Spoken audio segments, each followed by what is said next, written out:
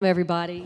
I'm Suzanne Malveaux with CNN. It's great to be here at the Aspen Institute. This is just such a treat to have Jonathan with us and to see his exhibit because for those of you who have discovered and just watched his exhibit, but he's not a shrinking violet. He's not shy by any means. He was holding court out there, explaining a lot of the things that we'd seen in this film and part of the discussion, but there's still so much more to talk about because it is thought-provoking, it is powerful, it is beyond what we have seen before, and it's such an important issue. And I know that Jonathan's mission, his action statement, is all about bringing social change and using art as a catalyst for social change. So Jonathan, I want, as a New Orleans gal, as somebody whose family is from New Orleans, I can identify and relate to some of that violence that people are plagued with, the neighborhoods in all of the wards. But take us to the beginning. Take us back to the early 90s. You and I have been talking about this, and you were living in kind of a rough neighborhood, and that was part of your experience in bringing forward the idea of putting an exhibit like this together. How did it come about? You know, it's interesting. Thank you so much for everybody to be here, and thank you, Suzanne, and to the Aspen Institute as well for having this, hosting this. It's really, in the mid-1990s, I was living in what was the Irish Channel of New Orleans, but it was about maybe 3 blocks from the St. Thomas Housing Project, which was one of the more infamous housing projects in New Orleans. And at that time, it was about 40% occupied. So as a housing project, when it's fully functioning is one thing, but take half the population out of it. And New Orleans was a very dangerous place at that time. And my gallery was located not far from where I lived, because I could walk there because I didn't have a car.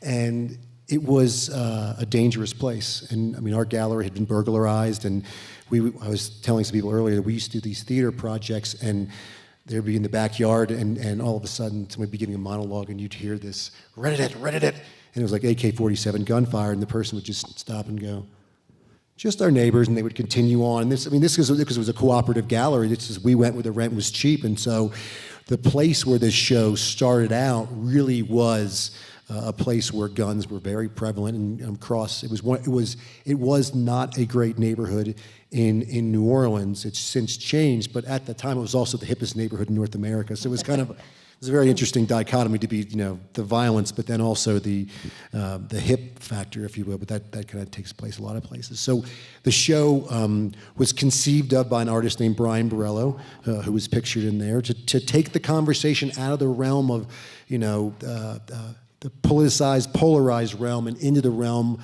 of art. And art is a means for dialogue. Art is a means for language and change, and hopefully that if two people that may disagree can look at a piece of artwork and somehow come to an understanding that maybe there's some possible change. We're not talking, there's 300 million guns on the streets of America. You're not going to take all those guns off the streets, but maybe somehow we can move towards some responsible gun ownership and some responsible laws, and that take the conversation further in a direction where we'd all be much safer. And tell us how the exhibit was different when you first started back in 1996. I mean, you described it as more guns and less art, and now it's evolved. How well, yeah, so? I was at that, I think at the time I was 26, 27 years old. I was full of vinegar, as they say, and ready to take on the world. And the artist Brian Borello approached me with this, and I said, "Look, we're going to do this."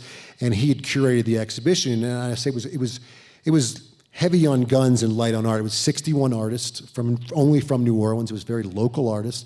And so you had the quality range was all over the place, and it was more about artwork made from guns than it was specifically about the caliber of the artists that were in the show, the statements that they were making. It was more about the fact that they were using guns and turning it into art, which was a very novel idea at that time. So this iteration is not completely different. It's the same structure, but the artists in the show are from across the country. Many are in museum collections across the country. So the standard of the throughout the entire exhibition is very high, and their ability to communicate their ideas via their artwork is also very high, and you, for lack of a better, you get it when you look at the work, and it's very impactful. It is amazing. There was 18 years between the time that you had the first exhibit and then you brought it back. So What was that about? Was that about letting it just lie there for a bit? Did you feel like there wasn't enough to move forward? Was there not interest? Or how did you get to that point where you needed to revisit 18 years later? Well, it's interesting because for years, the first time that we had done it, it took place in 1 month. I think we maybe had like 2,000 or 3,000 people come through, which was a lot for back in those days. And I remember we were on Good Morning America and Time Magazine and New York Times, and I can remember I almost missed myself on Good Morning America because I was waiting tables until 4 o'clock in the morning. And so that gives you a sense. And I really didn't have the breadth of knowledge of how this could. The meaning of this project on a greater scale than just like, this is a good idea, let's do it, and let's get it done. And then it just basically was very temporary, and then it was gone. And so there wasn't any, also at that juncture in my life, I rode a bicycle for 5 years, so I didn't have the funds or the means to say, let's travel this or let's do this. So it kind of went into its own subsistence, but then, with Columbine and Sandy Hook, just read the paper every day or every week. It's something that just happened in our state in Lafayette. It's a continual thing. So it kept on gnawing at me, which I think a lot of times projects can do that, whether it's an art project or something else. It kept on gnawing at me, and I said, you know what? I'm just going to do this. But there is no better time than now, and this is something that I can take the disheartening feelings that I have when I read about the next and the next and the next mass murder or child killed or whatever it may be, and the senseless nature of it. So this was my way to do that. So in thinking about it, I also said, okay, my gallery is completely different. I've become very successful in what I do. My gallery is now on Gallery Row in New Orleans, and my reach is across the country. And I do art fairs all over. I have access to these artists that I think that I can get to do it. So I kind of became somewhat of I don't want to say a beggar, but I went out and said, this artist, I want you to do this. They're like, you want to do what? I'm like, I want you to do this show. And I had to kind of go on it as a salesman. At the same time I was waiting to get the guns off the street, I was actually targeting artists across the country that I either had worked with or wanted to work with because I admired their work, and also for a diversity of media as well to get that engaged in the conversation. And talk a little bit about how you actually got these guns, the medium itself, because I understand it was a long process to actually get your hands on all of that stuff and use it. It was a very long process, and I'd like to give thanks to LaToya Cantrell is here. She's a city council person from New Orleans, and Scott Hutchinson and Mayor Mitch Landrieu. He's his culture guy, and so I reached out through LaToya and Stacy Head and city council, people that I'd known from either Aspen or just being involved locally as a community person. Reached out to them to intercede on my behalf to get the NOPD brass to say, let this guy in. You want to do what with these guns? Yeah, people just didn't think you were crazy. It's interesting. Everybody thought we were crazy until they see the end result. And then when they see the end result, they're like, man, that's the coolest thing ever. So, but you got to, I'm a little older, so now I could be more, I don't say believable, that's not the right word, but I have the track record of doing things and being involved in my community, so that in collaboration with the city council and the mayor's office and the NOPD. So it was truly a unique collaboration between those entities and the arts community to get the guns. Well, it took me about 2 years to get the guns. We walked in and we said, okay, we're going to meet this. We went in and we selected the guns we went. It was very interesting. This is on this little sidebar. So we walk into the evidence room, and you walk past the 1,000 pounds of marijuana that's been confiscated over here, the 1,000 bicycles over here, and then you get to the back and there's all the guns. And so we walk in and they're like, what guns do you want? And the first time, we only got 50 guns. This time, they're like, we just started pulling them all out and saying, give me this one, this one, this one. And that was great, but it took us 2 years then to go through all the cooperative endeavor agreements and to get them released from the police department, actually released. And I had thought that I was going to get these guns that looked like guns. I promised artists that they would have guns that looked like guns. And at the last minute, the police department said, well, we've got your guns, but the ATF got involved and they blowtorched. And I was like, what? And so I almost lost it. And then literally my lawyer at the time said, he was not an art person, said, oh man, I think these artists will totally see something. I'm like, no, they won't. I'm going to become a gun runner and start buying guns because I told them I'd give them guns. And literally, it changed the dynamic because they took what you saw, those kind of destroyed, post-Armageddon guns, and they transformed them into these wonderful works of art. and the messages that they portrayed with these raw materials was amazing. Was there a common theme? I mean, you had so many different kinds of artists who had different experiences. We saw in the film that a lot of people had people who were injured by guns and gun violence. Was there a common thread, or was it very, very diverse? Every artist had a personal experience that they, in their own artwork, what they were trying to communicate. And that was really what was very interesting to me, is that typically in a group exhibition that's like 33 artists, first off, it's like herding cats if nobody knows what that is. And then the second part is that usually there is some kind of drop-off in quality. You know, either like 5% or 10%, you're gonna get a couple of duds in there. And when we installed everything, I was like, this is absolutely amazing. And what's even more amazing, when people come to visit the gallery or the space, they have to spend time with each piece, because no one piece is addressing the exact same issue, or there's either commenting on different things. It's all a variety, and that engages people from multiple different, there's 30 different perspectives on guns or gun laws, or just even some making a portrait of a mobster. I mean, so it embraces the whole spectrum, which is really what the power of the exhibition as a total. And Jonathan, talk about this idea of discussing guns and gun violence in a safe space. Why is it that art and your exhibit is able to do that? Because a lot of people are very uncomfortable to even deal with the issue because it's so partisan, it's so politicized. And you say this is a safe space to do that. How did you do that? Well, it's interesting because being at the Ideas Festival, I had more focused, living in New Orleans, more focused on reaching the young gentleman that finished the film, Brian Coleman. That was my audience, and I was more wanted to reach and to kind of get them to see a different perspective. And coming to the Aspen Ideas Festival, when we held the panel discussion, the gentleman at the end said, well, I'm a gun enthusiast, I'm an NRA member, but I think that things have gone too far, and I think that we need a safe space that we can have this conversation. And I think that in a room filled with art made from guns, it becomes somewhat disarming, in the sense that you're surrounded by these guns, so you have to have the conversation. But if you can look at it, there's actually a couple of slides that might tell the story a little bit better. Could you bring those slides up, if you would? Is that the first one? So this piece, there's two that we'll focus on, because one was actually mentioned in the video. This piece is done by Luc Dubois, who is a professor at the digital laboratories at NYU. And he is known for his work that deals with technology and music. And the power of art to communicate is specifically in this piece is one very specific example. So this is a Walther PPK, which is it's actually a Hollywood blank gun. And he's mounted it to this mechanism, and underneath it, it's actually tied into a computer. And every city has a Twitter feed for when shootings happen or murders happen. And so when this was installed in the gallery, it's installed differently here at Aspen, it was installed under a double plexiglass box, and every time that a shooting was tweeted, the gun would fire in the gallery and scare the bejesus out of everybody. But that was the point. It's called Take a Bullet for the City, and it's basically saying that gun violence and bad things don't happen in my neighborhood, they happen over there. So out of sight, out of mind. Well, this brings it in sight, in mind, and you realize that if you're having these conversations and all of a sudden, this shot goes off, it affects you because it just affected somebody across town.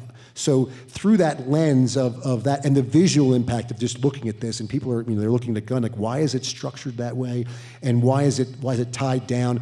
So the kind of the visual impact, and this would also is what he called a prototype for a larger public art installation that would be in either Central Park or City Park in New Orleans, or pick a large park in a commercial, in a very large city, that it would be like solar paneled, and it could be tied into their local Twitter feed.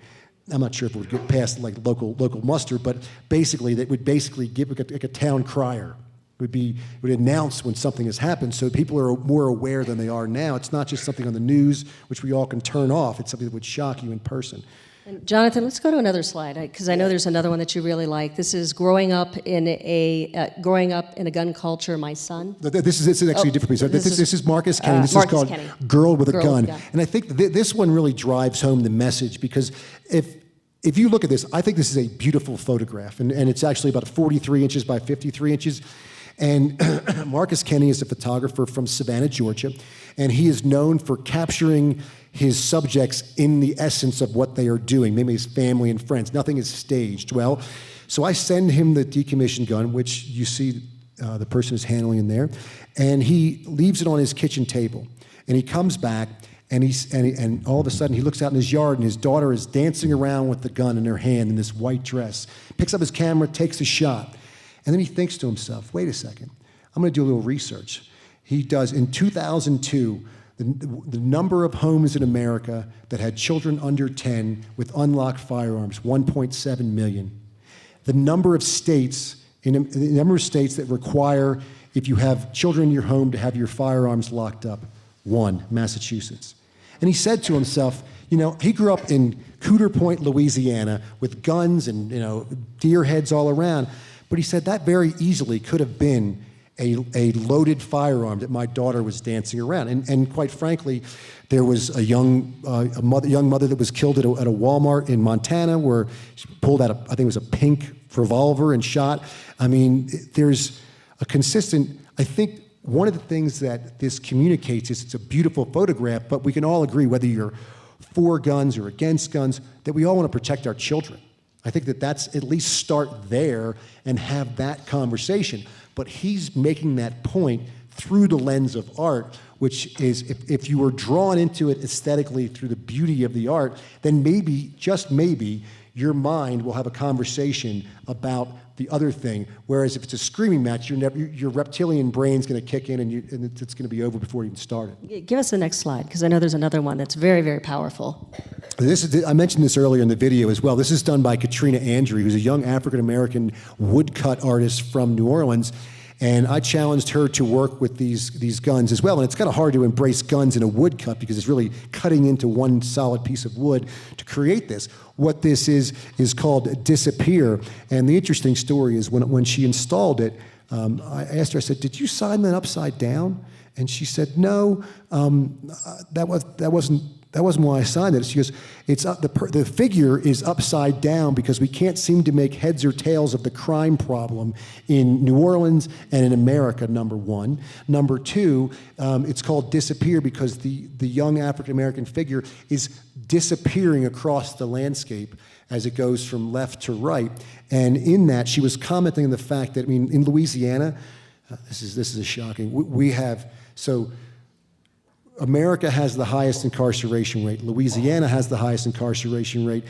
New Orleans has the highest incarceration rate within Louisiana. So that makes us the most incarcerated state and city in the world.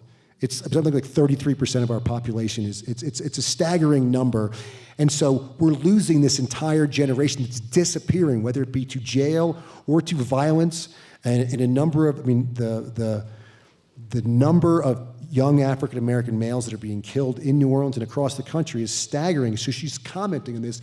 And what she did was use the revolver chamber is the red part that's been marked on there as well. So there's a reference to the gun as well. And the fact that it's red also could speak to the blood as well. Do we have the one with the sun? I don't know if we did that. Do we have that one? I don't think we. No, we don't. We don't have that one. Okay, yeah. That was sure. powerful as well. So as you leave here, if you go into the gallery, you can see there's a young boy, and it's actually a diptych, which is a 2-paneled piece, and it's called "My Son Calder: Growing Up in a Gun Culture." And the piece on the left is a picture of the photographer's young son at age 6 holding a .44 Magnum. And he said to himself, as he lived about 4 blocks away from my original gallery was in 1996, it's shocking the level of violence, but what can I do to shock people to wake up to this level of violence that we're accepting on an everyday basis? And so he took a picture of his son naked, holding a .44 Magnum. And back in those days, the obscenity laws were different, and everybody said, oh, that's obscene because the boy is naked. No, it's obscene because he's holding a .44 Magnum. And then when I saw him about 2 years ago, before this current iteration of the exhibition, I said, how old's your son now?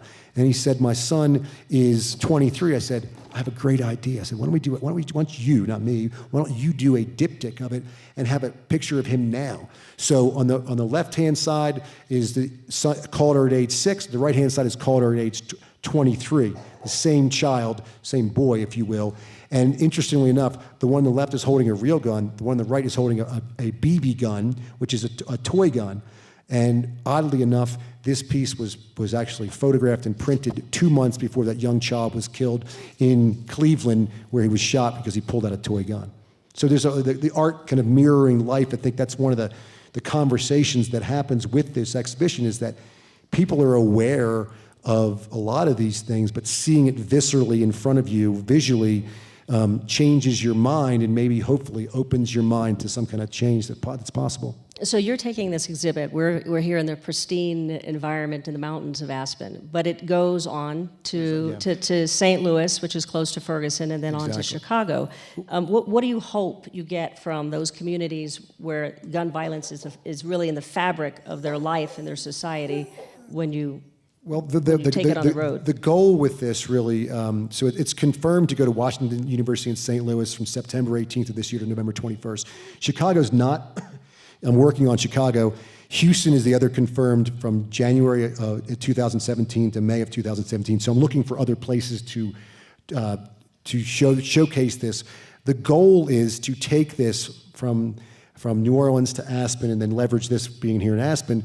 And a place like St. Louis is for it to go to a university setting or a museum institution, and to have this be the spearhead so you can see the finished product of the exhibition with the guns. And then in each community, what we'd like to do is to host a gun buyback, to work to show those communities how to replicate the project that we've done in New Orleans, where you would get involved the arts community, the mayor's office, the police department, take those guns off the streets, channel them to local artists, and then in 2 years' time, or whatever, how long it takes them to get the process fulfilled, those exhibitions would take place in that city. So as this travels and inspires these conversations into those cities, they're then replicating it in 2 years and 2 years down the road. You have this movement that takes place of guns taken off the streets and turned into artwork. But more importantly, the conversations that happen in each city, because guns are a national epidemic, but people are killed on a local basis. So the reasons why someone may be killed in Denver or Chicago may be similar or may be different from New Orleans. So it's the inspiration to take that and start this movement across the country, and the book as well, too. All right. Let's open up for questions from the audience. If any of you guys have some questions for Jonathan. Somebody has to have a question. Yes, sir. I read in the paper today that the governor of Louisiana, Bobby Jindal, has come out with a strong gun control announcement that he's trying to pursue that. Is that correct? And what's precipitating his change of heart? I'm not aware of that because I didn't read the paper today, and I'm not in Louisiana. But I mean, he's running for president, so I can't specifically answer that point. I mean, we live in Louisiana, which is a very much of a gun culture, and we have open carry laws, concealed carry permits. I mean, so it's. I actually am originally from Maryland, so I didn't really grow up with guns. And when I moved from Boston to New Orleans, I've got plenty of friends that have guns, so it's.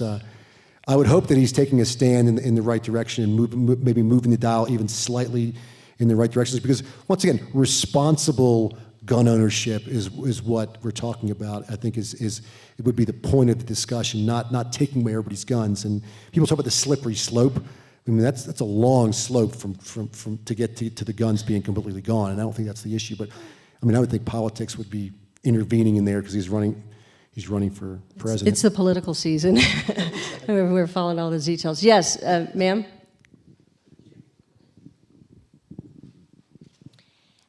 I wasn't here earlier, so you might have covered this subject. From your experience, do you think it has to be a state by state because it's so difficult to get, as you just indicated about politics, which overrides all of this, but are we looking, or should those of us who care and want to participate in change, is it a state issue, in your opinion, or a federal issue? I'm going to answer that question and this is not a dodge whatsoever. I'm not a lawyer, so I can't really answer that question. And I'm not so well versed in gun laws and all of that. My job is to stimulate the conversation. The artist's job is to stimulate the conversation so that someone like you sees this and is motivated to investigate that conversation. I would assume it's on a state-by-state basis because every law is different in states, but there's also federal gun law, so it's kind of a both. But really, it's the generation of the conversation that leads to action and possibly change. So I can't specifically answer that, but I'm sure my lawyer friends could answer it just like that. Have you ever gotten pushback, though, from your exhibit? Is anybody, an NRA or activist or of any type? Oddly enough, we have not had pushback in that specific way, and I'm not really sure why. Now, I was prepared for bullets to come through the window or rocks or whatever it might be, and protests and things like that, and none of that materialized. And I don't know if that's because of the care and concern that we went into it on the front end. And my goal was for my gallery to act as a forum for the exchange of ideas, to be that safe space for that conversation to happen. So maybe we did something correct, and therefore there was no reason for them to take that stance. I don't know. But luckily, we haven't had any pushback. We haven't had any incidents either. More questions in the front?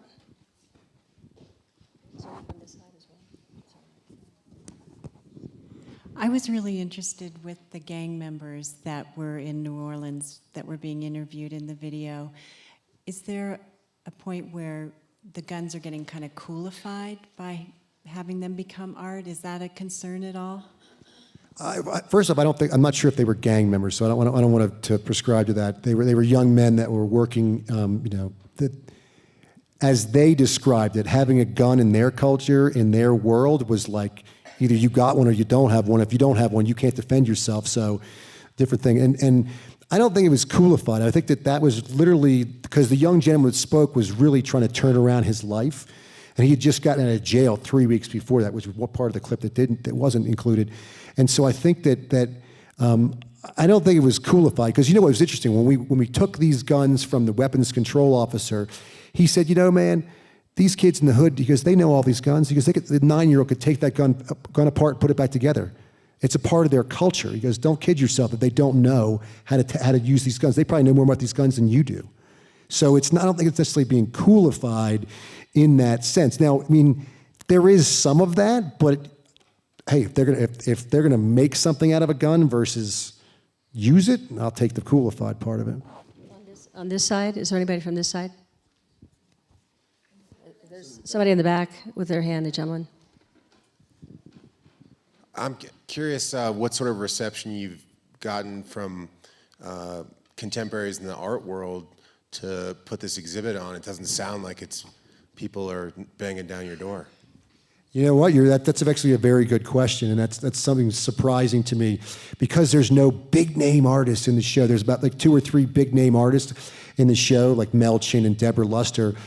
Some institutions have not. They're like, well, because they want the name brand and they want this, and quite frankly, I mean, maybe I'm stepping into it here, but it's like I'm not sure if they're ready to handle it. A place like the Aspen Institute can put this forward, and maybe a nonprofit gallery with social change, but put this in the art world, it's a whole different conversation, because they don't know the names and the name brands associated with that for institutions at a higher level. And quite frankly, I'm not concerned about that, because the power and the magnitude when you walk in there, if you don't get it, then it's your problem, not mine. And I think that the art world has a variety of different spectrums.